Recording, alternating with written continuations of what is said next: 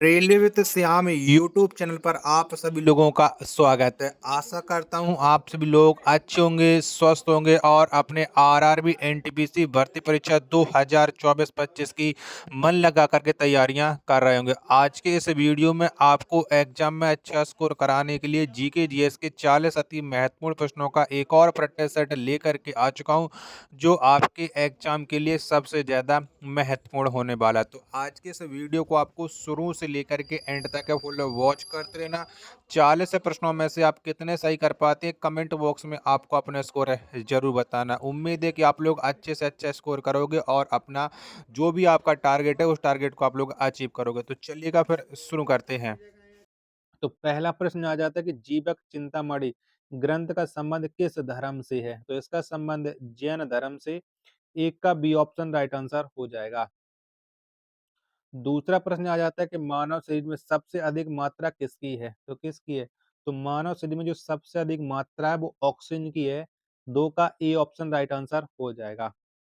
तीसरा प्रश्न आ जाता है कि शक संवाद कब शुरू किया गया? तो कब शुरू हुआ था? तो शक संवाद ये शुरू किया गया था 78 एडी में, यानी तीन का डी ऑप्शन राइट आंसर हो जाएगा। चौथा प्रश्न आ जाता है कि शेख मोइनुद्दीन चिश्ती सूफी संत का दरगाह कहाँ पर स्थित है? तो इन्हीं की जो दरगाह है शेख मोइनुद्दीन चिश्ती की, ये अजमेर में, अजमेर राजस्थान में।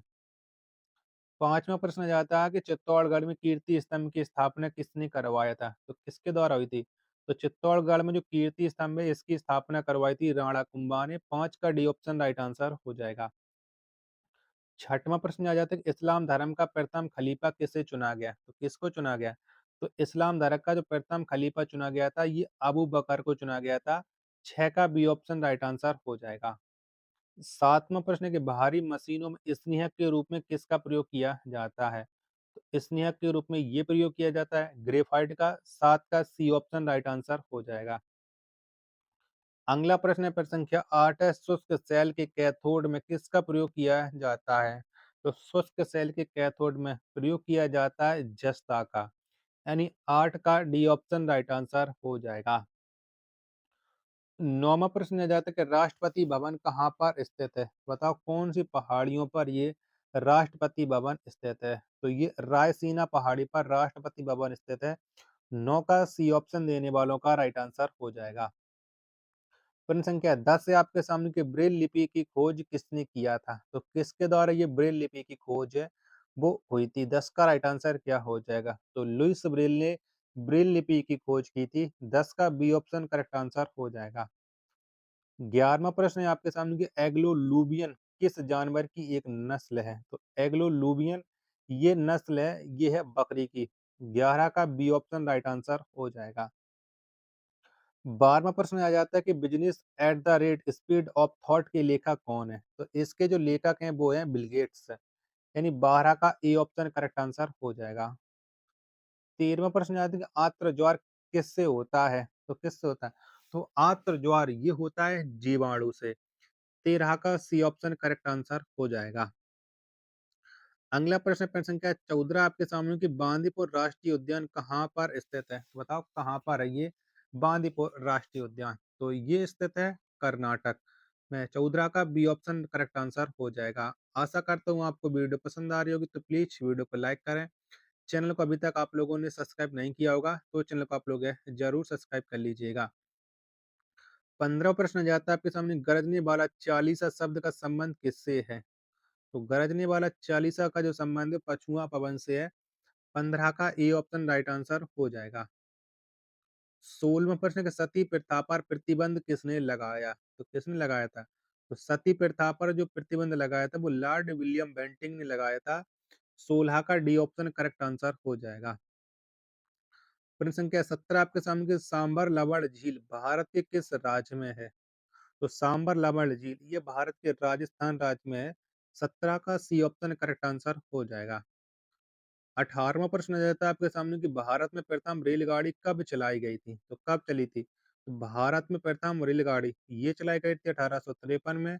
18 का डी ऑप्शन करेक्ट आंसर हो जाएगा। 19वां प्रश्न आ जाता है कि पुष्कर मेले का आयोजन कहाँ किया जाता है? तो कहाँ पर होता है?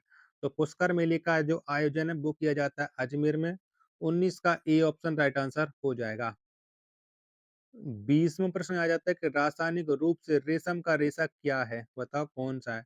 तो रासायनिक रूप से जो रेशम का रेशा है, ये प्रोटीन है। 20 का सी ऑप्शन करेक्ट आंसर हो जाएगा। 21वां प्रश्न आ जाता है कि हैजा जीवाणु की खोज किस वैज्ञानिक ने किया था? तो कौन से वैज्ञानिक ने की थी? तो हैजा जीवाणु की जो खोज है, वो की थी रॉबर्ट कोच ने। 21 का ए ऑप्शन करेक्ट आंसर हो जाएगा। 22वां प्रश्न आ जाता है कि हाइड्रोजन बम का निर्माण किसने किया था? तो किसने किया था? तो हाइड्रोजन बम का निर्माण है, वो एडवर्ड टेलर ने किया था। 22 का बी ऑप्शन करेक्ट आंसर हो जाएगा। प्रश्न संख्या 23 है आपके सामने कि भारतीय संविधान की प्रस्तावना में कब संशोधन किया गया? तो कब हुआ था? तो भारतीय संविधान की प्रस्तावना में जो संशोधन किया गया था, ये 1976 में किया गया था। 23 का बी ऑप्शन राइट आंसर हो जाएगा।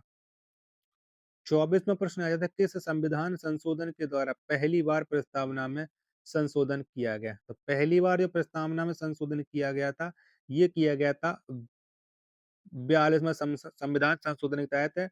24 का डी ऑप्शन राइट आंसर हो जाएगा। 25वां प्रश्न है आपके सामने कि स्पंज पेरिफेरा संघ की प्राणी का निवास स्थान कहाँ पर होता है? बताओ कहाँ पर होता है? 25 का राइट आंसर। तो इनका जो निवास स्थान होता है वो समुद्र होता है। 25 का डी ऑप्शन करेक्ट आंसर हो जाएगा। 26वां प्रश्न आता है इंट्रीगल कोच फैक्ट्री कहाँ पर स्थित है? तो इंट्रीगल जो कोच फैक्ट्री है, ये स्थित है पेराम्बूर में। यानी 26 का ए ऑप्शन राइट आंसर है हो जाएगा। 27वां प्रश्न आ जाता है कि शीशे के संचयन वाली सेल में किसका प्रयोग किया जाता है? तो शीशे के संचयन वाली सेल में ये प्रयोग किया जाता है सल्फ्यूरिक एसिड का। 27 का सी ऑप्शन राइट आंसर हो जाएगा। 28वां प्रश्न है आपके सामने कि औरंगजेब की मृत्यु किस स्थान पर हुई थी? तो कहाँ पर हुई थी औरंगजेब की मृत्यु? तो ये हुई थी औरंगाबाद में। 28 का ए ऑप्शन करेक्ट आंसर हो जाएगा। आशा करता हूँ कि आपको वीडियो पसंद आ रही होगी, तो प्लीज वीडियो को लाइक करके चैनल को आप लोग है जरूर सब्सक्राइब कर लीजिएगा। 29वां प्रश्न है आपके सामने, भारत पर सर्वप्रथम आक्रमण किसने किया था? तो किसने किया था? तो ये आक्रमण किया था डेरियल प्रथम ने। 29 का सी ऑप्शन राइट आंसर हो जाएगा। प्रश्न संख्या 30 है आपके सामने कि यात्री इबन बतूता कहाँ के यात्री थे? यानी कहाँ का रहने वाला था इबन बतूता? तो ये था मोरक्को का निवासी। 30 का डी ऑप्शन राइट आंसर हो जाएगा। 31वां प्रश्न कि एशिया की प्रथम भूमिगत जल विद्युत परियोजना कहाँ पर स्थापित किया गया था? तो ये स्थापित की गई थी हिमाचल प्रदेश में। 31 का बी ऑप्शन करेक्ट आंसर हो जाएगा। 32वां प्रश्न कि सेंट पीटर्स बेसिलिका का रूपांकन किसने किया था? तो ये रूपांकन किया था माइकल एंजेलो ने। 32 का डी ऑप्शन करेक्ट आंसर हो जाएगा। 33वां प्रश्न आ जाता है आपके सामने कि हॉट प्रेशरों में प्रयुक्त रेडियो एक्टिविटी कौन है? बताओ रेडियो एक्टिव कौन है? 33 का राइट आंसर। तो ये प्लूटोनियम। 33 का सी ऑप्शन करेक्ट आंसर हो जाएगा। 34वां प्रश्न आ जाता है कृत्रिम वर्षा करने में प्रयुक्त रासायनिक पदार्थ है, तो कौन सा है? तो कृत्रिम वर्षा करने में जो प्रयुक्त रासायनिक पदार्थ है वो है सिल्वर आयोडाइड। 34 का ए ऑप्शन राइट आंसर हो जाएगा। 35वां प्रश्न अल बरूनी भारत किसके साथ आया था? तो किसके साथ आया था? तो अल बरूनी ये भारत आया था महमूद गजनी के साथ। 35 का बी ऑप्शन करेक्ट आंसर हो जाएगा। 36वां प्रश्न है आपके सामने कि नारबिंडी बीच कहाँ पर स्थित है? बताओ कहाँ पर है? तो नारबिंडी बीच ये स्थित है फ्रांस में। 36 का डी ऑप्शन करेक्ट आंसर हो जाएगा। 37वां प्रश्न कि प्रकाश संश्लेषण में ऑक्सीजन की प्राप्ति कहाँ से होती है? कहाँ से होती है? तो प्रकाश संश्लेषण में जो ऑक्सीजन की प्राप्ति होती है, ये जल से होती है। 37 का बी ऑप्शन करेक्ट आंसर हो जाएगा। 38वां प्रश्न आ जाता है कि सूर्य में ऊर्जा की उत्पत्ति कैसे होती है? तो सूर्य में जो ऊर्जा की उत्पत्ति होती है, ये नाभिकीय संलयन के द्वारा होती है। 38 का बी ऑप्शन करेक्ट आंसर है हो जाएगा। 39वां प्रश्न कि परमाणु पाइल का प्रयोग कहाँ पर किया जाता है? बताओ कहाँ पर होता है? तो परमाणु पाइल का जो प्रयोग किया जाता है वो किया जाता है ताप नाभिकीय संलयन के प्रचलन में। 39 का ए ऑप्शन राइट आंसर हो जाएगा। प्रश्न संख्या 40 है आपके सामने कि भूकंप का सबसे प्रमुख कारण क्या है? बताओ क्या है? तो भूकंप का जो सबसे प्रमुख कारण है वो है पृथ्वी की प्लेटों का संगठन। यानी 40 का डी ऑप्शन राइट आंसर हो जाएगा। आशा करता हूँ कि आपको ये वीडियो पसंद आई होगी, तो प्लीज़ वीडियो को लाइक करें। चैनल को अभी तक आप लोगों ने सब्सक्राइब नहीं कर रखा होगा, तो चैनल को आप लोग ज़रूर सब्सक्राइब कर लीजिएगा। मिलते हैं एक और नेक्स्ट वीडियो के साथ, तब तक के लिए धन्यवाद। जय हिंद, वंदे मातरम।